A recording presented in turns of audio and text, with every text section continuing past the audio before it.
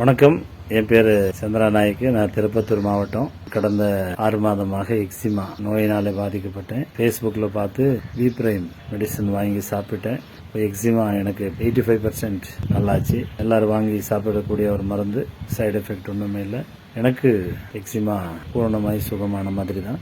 V-Prime அனைத்து குழுமங்களுக்கும் மருத்துவர்களுக்கும் நன்றி.